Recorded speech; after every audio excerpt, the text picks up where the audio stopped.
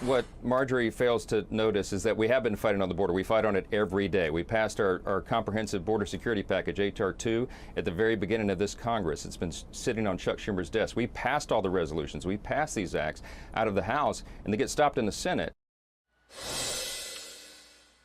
And that was the Speaker of the House, Louisiana Congressman Mike Johnson, with me here last weekend, referring to Georgia Congresswoman Marjorie Taylor Greene's threat to file a motion to vacate the Speaker's chair after the Republican-led House passed a $1.2 trillion spending bill last month with still no new security at the southern border, and then yesterday passed an additional $95 billion in new foreign aid, $60 billion of which is going to Ukraine.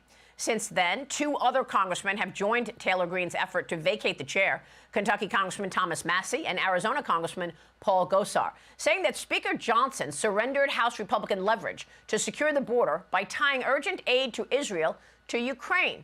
But the Congresswoman did not ultimately file the motion after the vote yesterday. Joining me now with the very latest is the woman herself in this Sunday Morning Futures exclusive, House Oversight Committee member, Congresswoman Marjorie Taylor Greene.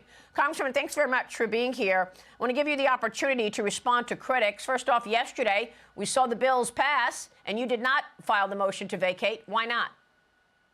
That's right, Maria. I've been responsible with this the entire time. I support our majority, and I support having the majority in 2025. But I'm a representative of the people, Maria, and I do not represent Washington, D.C., New York Times, any of these media companies and other Republican colleagues of mine that are criticizing me, even the Speaker himself. Most of those people have lost their way, and they aren't listening to the American people. The people are fed up. Last Monday was tax day, April 15th.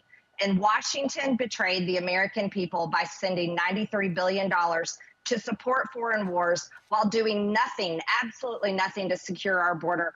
That is a complete betrayal. And then once this bill was passed, the American people saw on their television screens and social media all over where Congress was waving the Ukrainian flag on the United States House of Representative floor.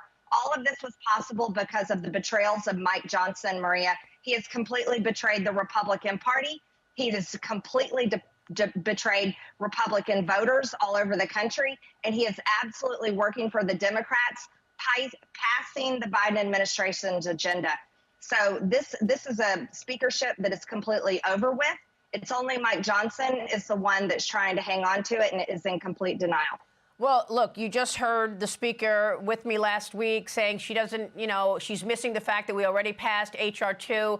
But I think, some of the criticism is because and by the way, you're getting criticized on the left, on the right, in the media, everybody, a lot of people are criticizing you. And the reason that they are is because they're saying that you're creating drama during this election year. How is this leading to re-electing President Trump? How is this leading to the American people believing that the Republicans can govern? People are saying, look, she's creating chaos. She's making the entire party look like it's disrupted. Your reaction and response to those criticisms? Yeah, those that are calling this drama are the very people that are responsible for the drama that the American people are having to live through every single day.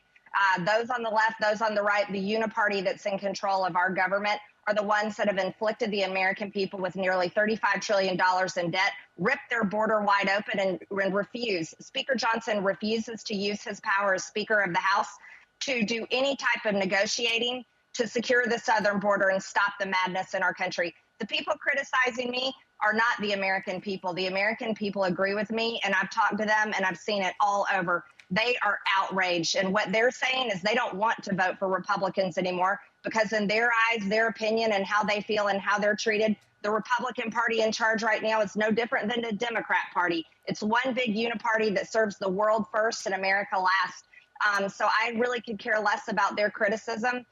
They didn't send me to Washington. I do not work for them. As a matter of fact, I came to Washington because I myself, as a regular American, was fed up with the uniparty as well.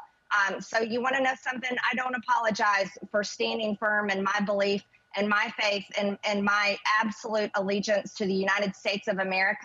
As a matter of fact, I am cemented in this, and I will fight harder for our country. The Republican Party is the party that needs to change, and they need to start reflecting the will of their voters and actually do the job instead of just running their mouth constantly every single campaign cycle. I guess what I'm saying is, how does this help keeping a majority in the House? How does this help by electing your candidate?